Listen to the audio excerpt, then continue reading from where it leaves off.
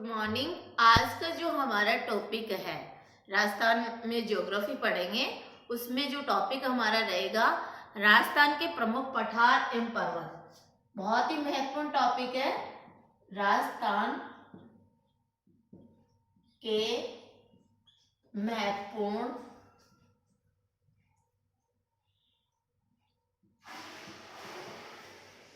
पठार व पर्वत। यहाँ से कोई सा भी कंपटीशन देंगे आप, चाहे रीट का दे या और कोई कंपटीशन दे, तो यहाँ से ऑलमोस्ट क्वेश्चन आता है। हमने इसको ट्रिक से एक्सप्लेन किया है बहुत, और वो भी अल्फाबेट वाली ट्रिक से कोऑर्डिनेट किया है। जैसे ए से हमने ए स्क्वायर, ए से हमने कोऑर्डिनेट किया है आबू पर्वत। आबू पर्वत जो सिरोही डिस्ट्रिक्ट में है, और एडावाला पर्वत ये बूंदी डिस्ट्रिक्ट में है। ए स्क्वायर से हमने कोऑर्डिनेट किया है आबू का पर्वत जो सिरोही में है, और अडावाला का पर्वत जो बूंदी में है। अब हमने बी से कोऑर्डिनेट किया है अल्फाबेट से ही। आपके जो राजस्थान के पठार, महत्वपूर्ण पठार और पर्वत को हम एक्सप्लेन करेंगे। बहुत ही अच्छी तरीके से आप समझ के पढ़ेंगे तो यहीं से आपका कॉन्सेप्ट क्लियर हो जाएगा। बी से हमने कोऑर्डिनेट किया बोराट का पठार जो आरएस में भी आ चुका है। बोराट का पठार बहुत ही महत्वपूर्ण क्वेश्चन है ये। बोराट का पठार, यहां से जब आप इसको समझेंगे बोराट, तो जो दक्षिण पश्चिमी मेवाड़ को ही हम बात कर रहे हैं। तो यहाँ पे जो बोराट का पठार है वो गोगुंदा से कुंभलगढ़। अब आप जानते हो गोगुंदा उदयपुर में पड़ता है, तो दक्षिण हिस्सा आ गया। तो गोगुंदा और कुंभलगढ़ राजसमंद डिस्ट्रिक्ट में, और ये उदयपुर से कुंभलगढ़ का जो क्षेत्र है वो बोराट का पठार कहलाता है। तो अपन दक्षिण राजस्थान में जो है एकदम दक्षिण में, इधर आप देखेंगे दक्षिण का हिस्सा देखेंगे राजस्थान का आप, ये हमारा पतंग आकार की स्थिति में हमारे राजस्थान का मानचित्र बना हुआ है। तो ये तो डूंगरपुर है और ये है बांसवाड़ा डिस्ट्रिक्ट, और यहाँ पे उदयपुर डिस्ट्रिक्ट है, उदयपुर डिस्ट्रिक्ट। तो ये जो क्षेत्र है गोगुंदा का जो क्षेत्र है, उदयपुर वाला जो क्षेत्र है गोगुंदा, तो ये राजस्थान के दक्षिण पश्चिमी के हिस्से में आता है। तो जो ये क्षेत्र है गोगुंदा से लेकर, और यहाँ हमारा जो राजसमंद डिस्ट्रिक्ट है, तो ये उदयपुर गोगुंदा से लेकर कुंभलगढ़ राजसमंद का जो क्षेत्र होता है वो बोराट का पठार कहलाता है। तो आप थोड़ा सा ज्योग्राफी को पढ़े तो थोड़ा मैप से कोऑर्डिनेट करें। तो ये हमारा बोराट का पठार है। हमने जो इसको बी से कोऑर्डिनेट किया है बोराट का पठार और भोमट का पठार। भोमट का पठार ये आरएस में आ चुका है। भोमट का जो पठार है, अब देखिए भोमट का पठार वही हम मैप में करेंगे, वही पतंग आकृति में। आप थोड़ा सा राजस्थान का मैप बनाना डिफिकल्ट है तो आप पतंग आकृति में करके इसको कोऑर्डिनेट कर सकते हैं। भोमट का जो पठार है वो जो दक्षिण पश्चिमी मेवाड़, दक्षिण पश्चिम मेवाड़ को ही भोमट कहा जाता है। जो दक्षिण पश्चिम का हिस्सा है, दक्षिण पश्चिम का हिस्सा यानी मेवाड़, मेवाड़ का मतलब उदयपुर, और जो ये जो दक्षिण पश्चिम का हिस्सा है यानी मेवाड़ को ही भोमट कहा जाता है। और यहाँ से जो क्लियर टॉपिक हो रहा है कि इस क्षेत्र में कौन कौन से जिले आते हैं, तो यहाँ पे देखो उदयपुर हो गया, ये उदयपुर और ये डूंगरपुर, और यहाँ सिरोही है, ये सिरोही है, और सिरोही का भी जो पूर्वी हिस्सा है, ये तीनों भोमट क्षेत्र कहलाते हैं। तो आप दक्षिण दक्षिण दक्षिण पश्चिमी दक्षिण पश्चिमी मेवाड़ को भौमट, मेवाड़ के क्षेत्र को ही भौमट कहा जाता है। और इसमें जो डिस्ट्रिक्ट आते हैं वो उदयपुर, डूंगरपुर और सिरोही का पूर्वी हिस्सा, सिरोही का पूर्वी भाग, ये हमारा जो क्षेत्र कहलाएगा वो भौमट का पठार कहलाएगा, भौमट का पठार कहलाएगा। यहां से कॉन्सेप्ट क्लियर, हमने बी से कोऑर्डिनेट किया है। फिर हमारा आता है बी से बरवाड़ा, बरवाड़ा की पहाड़ियां। अब बरवाड़ा की पहाड़ियां चौथ बरवाड़ा से याद कर सकते हो, चौथ बरवाड़ा जो सवाई माधोपुर डिस्ट्रिक्ट में, चौथ बरवाड़ा कहाँ पड़ता है, सवाई माधोपुर क्षेत्र में। अब आ जाता है बी फॉर भाकर। देखो राजस्थान का जीके पढ़े या इंडिया का जीके, जब तक आप कॉन्सेप्ट और थोड़ा सा उसको थोड़ा समरी वाइज से नहीं करेंगे या फिर आप किसी से कोऑर्डिनेट नहीं करके लर्न करेंगे तो फॉरगेट हो जाता है। और फिर आपका एग्जाम हॉल एक ऐसा फोबिया होता है जिसमें कंफ्यूजन हो के आप नेगेटिव मार्किंग होने की वजह से आप सही आते हुए भी गलत कर रहे आते हैं। तो इसी को हमने फॉलो करते हुए आपको ट्रिक्स से हमारा पूरा प्रयास रहे कि प्रत्येक टॉपिक को हम कॉन्सेप्ट क्लियर करेंगे तो ट्रिक से करेंगे और समझा के करेंगे, जिसके आप कोई सा भी कंपटीशन दे आपका फाइट हो जाए। ठीक है, तो हमारा हमने बी से हमने भाकर किया। अब जो भाकर की बात करें, भाकर जो हिस्सा है हमारा, अब आप फिर वापस अपन मैप से करें इसका, राजस्थान का मैप से याद कर ले, बहुत ही इजी है। यहाँ जिससे एकदम पश्चिम में जैसलमेर डिस्ट्रिक्ट है, जैसलमेर से जस्ट नीचे बाड़मेर है और बाड़मेर से जस्ट नीचे ही क्या है, जालोर भीनमाल, जिसे भीनमाल के नाम से भी जाना जाता है। और भीनमाल जालोर से जस्ट नीचे ही सिरोही का क्षेत्र है, सिरोही के नीचे आता है उदयपुर वाला क्षेत्र आता है। और उदयपुर से आते ही हम ये जो राजस्थान के दोनों जहां कर्क रेखा होकर गुजरती है, इधर तो डूंगरपुर और इधर बांसवाड़ा डिस्ट्रिक्ट। तो हम बात कर रहे थे भाकर। जब हम भाकर को कोऑर्डिनेट करते हैं तो सिरोही जिले का जो अरावली का जो कटाफटा क्षेत्र है, सिरोही जिले, क्योंकि यहाँ से जब सिरोही जिले से हम बात करें तो ये हमारा अरावली आ जाता है। सिरोही जिले के अरावली क्षेत्र का जो कटाफटा, ये कटाफटा से आप बोलोगे में सिरोही, जो सिरोही की बात करें हम तो जो सिरोही जिले का जो कटाफटा पर्वत श्रृंखला आकर इसको कोऑर्डिनेट करती है, इसीलिए इसको भाकर नाम दिया गया है। सिरोही जिले के अरावली क्षेत्र का जो कटाफटा क्षेत्र है, अरावली क्षेत्र का जो कटाफटा एरिया है, उसको ही हम से भाकर कहते हैं। भाकर कहते हैं कि ये जो सिरोही जिले का सिरोही जिले से जो अरावली पर्वतमाला गुजरती है और उसका जो क्षेत्र कटाफटा एरिया होता है इस तरह का, उसको ही हमने भाकर से कोऑर्डिनेट किया है। तो यहाँ से भी आपको भाकर से क्लियर हो गया होगा कि भाकर हमने बी से बोराट का पठार पढ़ा है, भौमट का पठार पढ़ा है, बरवाड़ा का पठार पढ़ा है और भाकर का पठार पढ़ा है। तो हम यहाँ बी क्यू कह सकते हैं, ए स्क्वायर बी स्क्वायर। अब आ जाता है हमारा सी से, यहाँ तक कोई कंफ्यूज नहीं रहा होगा। सी से हम बात करें तो सी से 56 का पठार, 56 का पठार। अब देखिए 56 का पठार बाड़मेर डिस्ट्रिक्ट में है और बाड़मेर जो क्षेत्र जिला है उसको नाकोड़ा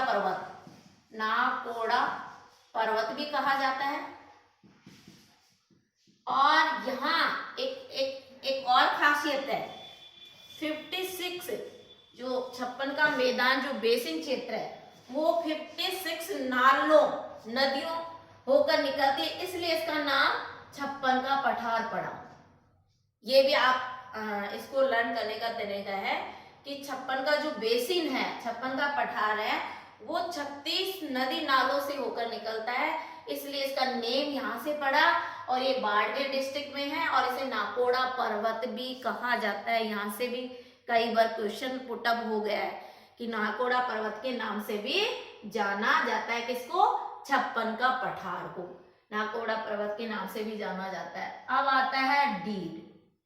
डी से हम बात करें देश हरो।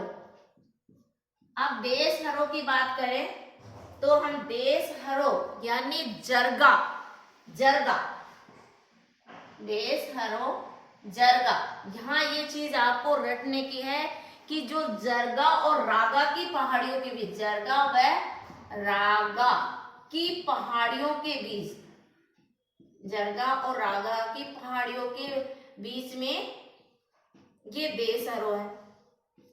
बीच में देश हरो का मतलब हरा भरा क्षेत्र है, हरा भरा एरिया है, इसलिए इसको देश हरो नाम दे दिया गया।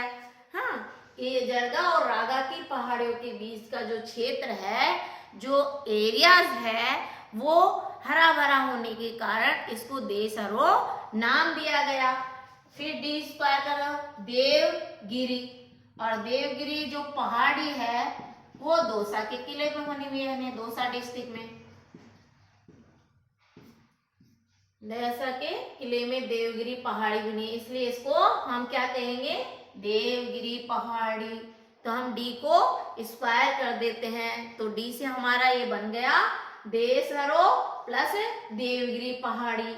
अब बात आता है डी के बाद में हमने और से कोई बन नहीं रहा, तो हमने जी से कोऑर्डिनेट किया। अब जी से कोऑर्डिनेट किया तो गिरवा की पहाड़ियां, गिरवा की पहाड़ियां तो हमने ऊपर करवाया है। गिरवा की पहाड़ियां, जब गिरवा की पहाड़ियां आ जाए तो आपका जो गिरवा की पहाड़ियां यानी उदयपुर में जो तस्तरी नुमा क्षेत्र है उसको हम गिरवा की पहाड़ियां के नाम से जाना जाता है। उदयपुर जिले के तस्तरीनुमा, तस्तरीनुमा, ये वेरी मोस्ट, उदयपुर जिले की जो तस्तरीनुमा को ही गिरवा की पहाड़ियां कहा जाता है। ये भी आंसर है, गिरवा की पहाड़ियां उदयपुर जिले का जो तस्तरीनुमा मतलब जो उसका बनावटी है वो तस्तरी आकार का, इसलिए इसको तस्तरीनुमा नेम से कोऑर्डिनेट किया गया है। तो उदयपुर जिले की गिरवा में जो तस्तरीनुमा एरिया है, तस्तरी के आकार का बना हुआ है, इसलिए इसको नेम दे दिया तस्तरीनुमा। तो गिरवा की पहाड़ियां। अब देखिए जसवंतपुरा की पहाड़ियां, जिसे हमने जसवंतपुरा की पहाड़ियां, जसवंतपुरा की पहाड़ियां। जब जी से हमने दो ही चीजें, जसवंतपुरा की पहाड़ियां आते ही आप क्या लगा दोगे? जालोर, 3 मार जालोर। तो यहाँ तक हमारा यहाँ तक किसी प्रकार का कोई कंफ्यूजन नहीं है और क्लियर है। अब आता है जी के बाद में हमने ऐसे कोऑर्डिनेट, वर्णमाला में ही हमने कोऑर्डिनेट किया है और वर्णमाला से ही हमारा पूरा टॉपिक क्लियर हो जाएगा। अब इस तरह से समझ के पढ़ते हैं तो कोई कंफ्यूजन, एग्जाम में कोई कंफ्यूजन नहीं होता है, कॉन्सेप्ट क्लियर आपको ऑब्जेक्टिव टाइप होते हैं। ये नहीं भैया आपको क्वेश्चन आरएस और आईएएस की तरह दे दिया एक क्वेश्चन और आपको आंसर लिमिट शब्दों में देना होता है। तो ये आरएस के लिए भी महत्वपूर्ण है कि आप जब थ्योरी लिखेंगे तो पूरी ट्रिक से लर्न कर ले सकते हैं, तो थ्योरी लिख सकते हैं। तो अपन बात करते हैं एच, जी तक हमारी अल्फाबेट्स हो गया।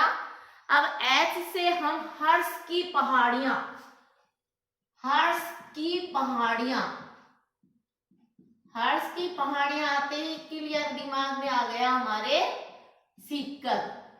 हर्ष की पहाड़ियां आते क्योंकि जब हमने ट्रिक से राजस्थान की ऊंची चोटी पे हमने ट्रिक्स बनाई थी, तो ट्रिक्स बना के हमने एक टॉपिक करवाया था, तो उसमें ये हर्ष चोटी भी आती है, पहाड़ी दे दो, चोटी नेम दे दो, तो वो सीकर जिले में है। और यहाँ है कि हेमकुट भी, ऐसे हेमकुट, हेमकुट की पहाड़ियां, हेमकुट की पहाड़ियां आ जाए तो राजसमंद जिले में इसे गंधमादन भी कहते हैं, गंधमादन। हेमकूट की पहाड़ी आ जाए तो ये राजसमंद जिले में, राजसमंद डिस्ट्रिक्ट में है। ये भी पूछा गया था और यहाँ से भी आरएस में कई बार क्वेश्चन आ गया है।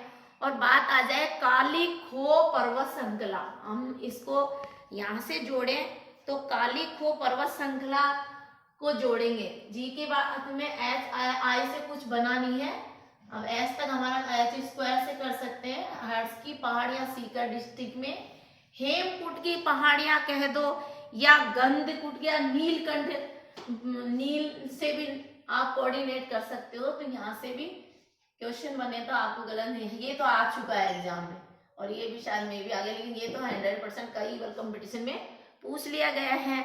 अब हम बात करें काली खो, काली खो पर्वत श्रृंखला कैसे बनाएंगे। काली खो पर्वत श्रृंखला से तो काली खो की बात करें तो हमारे जो राजस्थान से बात जाती है काली खो की, तो मेन ये कि जो राजस्थान कर्नल जेम्स टोंड ने काली खो पर्वत श्रृंखला को इस नाम से दिया था।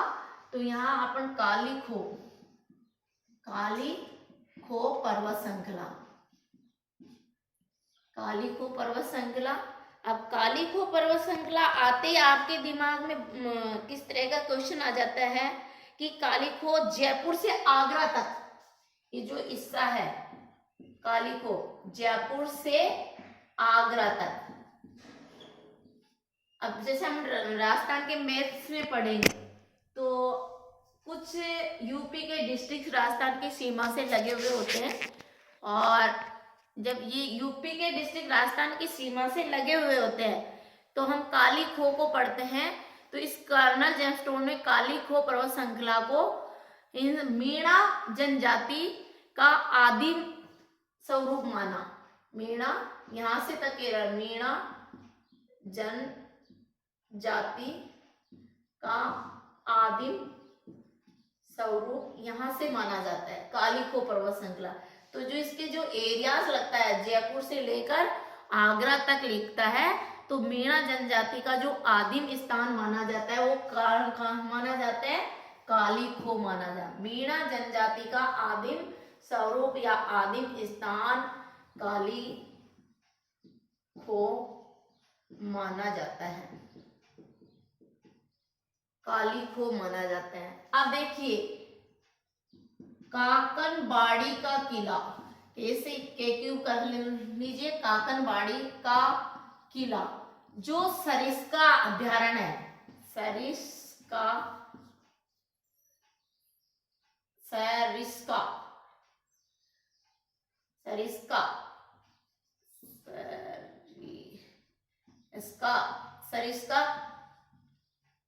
अभ्यारण्य का जो क्षेत्र है, और ये सरिस्का अभ्यारण्य आते आपके दिमाग में, अलवर का मैप बन गया होगा, अलवर अभ्यारण्य क्षेत्र को ही काकनबाड़ी का क्षेत्र माना जाता है जो अलवर डिस्ट्रिक्ट में है, अलवर डिस्ट्रिक्ट में है। और यहाँ क्रॉस का पठार, क्रॉस का पठार जो भी अलवर डिस्ट्रिक्ट में है, और अलवर डिस्ट्रिक्ट का भी एरिया वो जो सरिस्का क्षेत्र है, सरिस्का अभ्यारण्य क्षेत्र है, वो एक क्रॉस का पठार माना जाता है। ऐसे क्लियर। अब के बाद में आता है ए। अब ये भी महत्वपूर्ण है, ये भी आरएस में आ चुका है, वैल्यू लसाड़िया का पठार, लसाड़िया का पठार। अब लसाड़िया का पठार आते ही वो उदयपुर में, तो ये उदयपुर के जो जयसमंद झील है वो जो क्षेत्र माना जाता है, उदयपुर झील की जयसमंद झील का जो क्षेत्र माना जाता है वो पूरा लसाड़िया का पठार, यानी जो ये उदयपुर की जयसमंद झील पर ही लसाड़िया का पठार बना हुआ है। लसाड़िया का पठार उदयपुर की जयसमंद झील पे ही बना हुआ है, आरएस में आ चुका है, अभी डेट में आ सकता है। सीधा लसाड़िया का पठार कहाँ बना है, जयसमंद झील में। डिस्ट्रिक्ट पूछे तो उदयपुर झील में। तो हमारा लसाड़िया का पठार से क्लियर ये टॉपिक। अब आ जाता है एल के बाद में एम। अब देखिए एम से दो या तीन कॉन्सेप्ट बन रहे हैं हमारे। एम से शुरुआत होता है सबसे पहले मैसा का पठार। अब मैसा का पठार आते हैं। मैसा का पठार चित्तौड़गढ़ किले पर बना हुआ है, के किले पर बना हुआ है। मैसा का पठार कहाँ बना हुआ है? Chittorgarh. M C M C M C M four mesa का पठार, सी फोर चित्तौड़गढ़ के बना हुआ है, चित्तौड़गढ़ के किले पर। फिर हम पढ़ कर दे मनदेसरा, मनदेसरा या मनदेसर का पठार। अब यह आते ही हमारे दिमाग में एक ब्रीफ केस बन जाता है, ब्रीफली बन जाती है, जो चित्तौड़गढ़ जिले किले पर भैंस रोड का पठारी मनदेसर। चित्तौड़गढ़, चित्तौड़गढ़ के किले से आगे पहुंचते हैं भैंसरोगढ़, भैंसरोगढ़। ये जो क्षेत्र होता है भैंसरोगढ़ वाला क्षेत्र होता है, या हम ये कहें कि भैंसरोगढ़ अभ्यारण्य पर ही हमारा मनदेसरा का पठार बना हुआ है। मनदेसरा का पठार चित्तौड़गढ़ किले, कहाँ पर? भैंसरोगढ़ अभ्यारण्य। सीधा सीधा पूछ ले, भैंसरोगढ़ अभ्यारण्य कौन से डिस्ट्रिक्ट में है? चित्तौड़गढ़ जिले में। मेसा का पठार चित्तौड़गढ़ किले में मेसा का पठार बना हुआ है। अब मान पहाड़ी, मानी पहाड़ी, मानी पहाड़ी, मानी पहाड़ी, मानी पहाड़ी आते ही बयाना, जो भरतपुर डिस्ट्रिक्ट में है। मानी पहाड़ी, मानी पहाड़ी आते ही आपके क्वेश्चन में जाएगा मानी मानी, मानी कहाँ मानी? बयाना, मानी बयाना के भरतपुर डिस्ट्रिक्ट में मानी पहाड़ी है। हम क्योंकि हमारा टॉपिक ही पठार और पर्वत बना हुआ है, तो मानी, मानी पहाड़ी बयाना भरतपुर में। अब आ जाता है मेरवाड़ा, मेरवाड़ा की पहाड़ियां, मेरवाड़ा की पहाड़ियां। Merwara very important. जब हम मेरवाड़ा की बात करें तो मेरवाड़ा जब अजमेर की जो नाग पहाड़ी है सीमा पर स्थित है, ये पहाड़ियां क्या करती है? मेवाड़ को मारवाड़ से अलग करती है। तो अजमेर की नाग पहाड़ी से ये जो अजमेर की नाग पहाड़ी से मारवाड़ क्षेत्र को अलग करती है, अलग करती है, वो मेरवाड़ा की पहाड़ियां हैं। मेरवाड़ा अजमेर और नागौर सीमा पर स्थित है, और ये पहाड़ियां मेवाड़ से भाग है उसको मारवाड़ से अलग करती है। मेरवाड़ा की पहाड़ियां अजमेर और नागौर की सीमा पर ही है, और ये एकमात्र पहाड़ी ऐसी है जो मेवाड़ और मारवाड़ को अलग कर देती है। मेवाड़ उदयपुर का हिस्सा हो जाता है और मारवाड़ जोधपुर का हिस्सा हो जाता है। तो मेरवाड़ा की पहाड़ियां, मेरवाड़ा की पहाड़ियां अजमेर और नागौर की सीमा पर स्थित है, और ये एक मेरवाड़ा की ऐसी पहाड़ियां हैं जो मेवाड़ और मारवाड़ को दो भागों में डिवाइड कर देती है, दो हिस्सों में अलग कर देती है। इसलिए ये क्या कहलाएगी? मेरवाड़ा की पहाड़ियां, मेरवाड़ा की पहाड़ियां, मेरवाड़ा की पहाड़ियां कौन सी कहलाएगी? मेरवाड़ा की पहाड़ियां। और मुकंदरा की पहाड़ियां, देखो कितनी अच्छी बात है, M4 हो गया, M से आपको 4 लगा, तो ये हमारा क्या है? मुकुंदरा की पहाड़ियां, मुकुंदरा की पहाड़ियां, मुकुंदरा की पहाड़ियां, पर्वत पठार, इसमें पूरा एक ही टॉपिक में हमने तीनों चीज को कॉन्सेप्ट क्लियर करने की। तो मुकुंदरा की पहाड़ियां आती, हमारे इन पहाड़ियों का विस्तार कोटा और झालावाड़ जिलों में है, कोटा और झालावाड़ जिलों में है। झालावाड़ जिलों में, कोटा और झालावाड़ जिलों में मुकंदरा की पहाड़ियां स्थित है। मुकंदरा की पहाड़ियां कहाँ स्थित है? कोटा और झालावाड़ जिलों में स्थित है।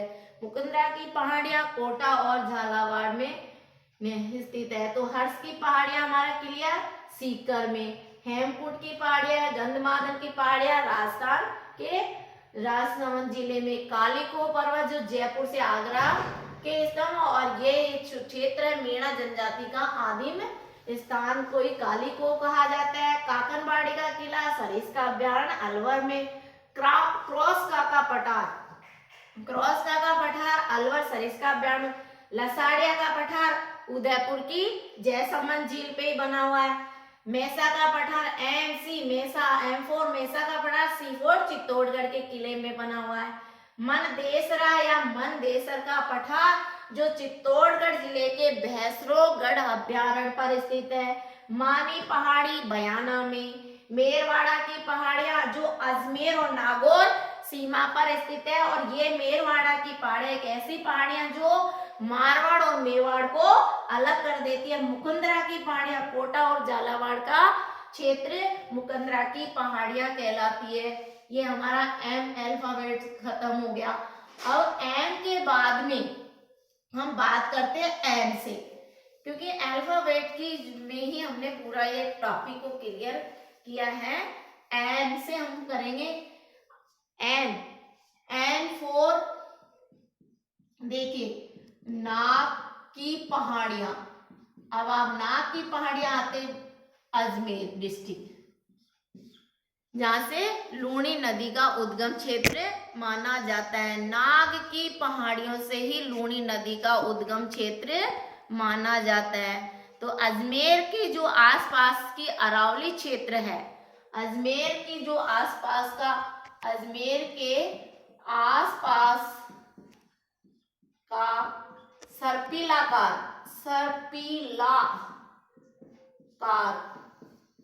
सर्पिलाकार जो क्षेत्र है, सर्पिलाकार आ जाए क्षेत्र है, उसको ही हम नाग पहाड़ी के नाम से जाना जाता है। नाग यानी सर्प, इसलिए सर्पिलाकार। आपसे थोड़ा सा उलझा, सर्पिलाकार की पहाड़ियां कहाँ स्थित है? तो अजमेर में नाग की पहाड़ियों के नाम से जाना जाता है। पहाड़ियों के नाम से जाना जाता है।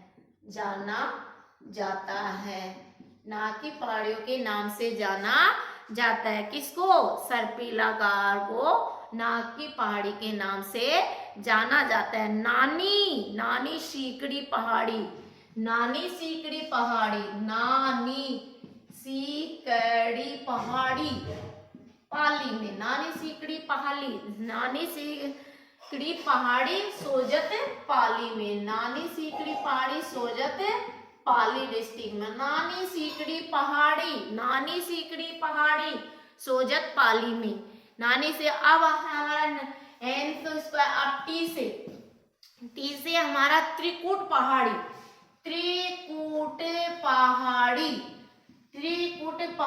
आते ही आप, त्रिकुट पहाड़ी जैसलमेर के किले पर ही ये त्रिकुट पहाड़ी बनी हुई है। जैसलमेर के किले पर ही ये त्रिकुट पहाड़ी बनी हुई है। जैसलमेर के किले पर ही ये त्रिकुट पहाड़ी बनी है। और अब आ जाता है ऊपर माल का पठार, यू से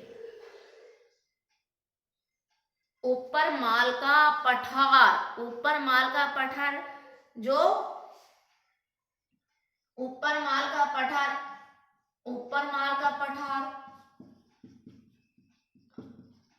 अब ऊपर माल आते ही जो बिजोलिया से भैंसरोगढ़, ऊपर माल आते बिजोलिया से भैंसरोगढ़,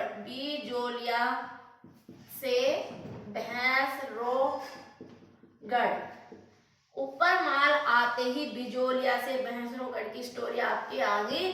तो बिजोलिया भीलवाड़ा डिस्ट्रिक्ट में है और भैंसरोगढ़ चित्तौड़गढ़ डिस्ट्रिक्ट में है। और ये जो बिजोलिया और चित्तौड़गढ़ का हिस्सा है वो हमारा क्या कहलाएगा? ऊपर माल का पठार। क्या कहलाएगा? ऊपर माल का पठार। ऊपर माल का पठार, ऊपर माल का पठार, बिजोलिया से भैंसरोगढ़ का पठारी ऊपर माल का पठार कहलाता है।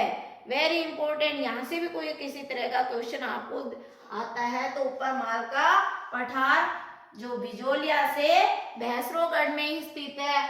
और लास्ट हमारा उड़िया, उड़ा उड़ा उड़ा यानी उड़िया का पठार, उड़िया का पठार। वेरी मोस्ट क्वेश्चन, यहाँ से भी RS में आ चुका है रीड में। तो उड़ा उड़ा उड़िया, उड़िया का पठार। और उड़ा उड़ा कहाँ उड़ा? सिरोही डिस्ट्रिक्ट में उड़ा। और राजस्थान का सबसे ऊंचा पठार माना जाता है, राजस्थान का सबसे ऊंचा पठार, सबसे ऊंचा पठार कौन सा माना जाता है? उड़िया का पठार। राजस्थान का सबसे ऊंचा प्रथम पठार यही माना जाता है, उड़िया का पठार। इस तरह से हमने आपको पूरे अल्फाबेट्स में कोशिश की है राजस्थान के महत्वपूर्ण पठार और पहाड़ियों को। ये इस तरह से आप यदि लर्न कर लेते हैं तो आपका यहाँ से एक भी क्वेश्चन नहीं जाएगा। यदि आपको अच्छा लगे तो कमेंट्स भी करें, लाइक भी करें। Thank you so much.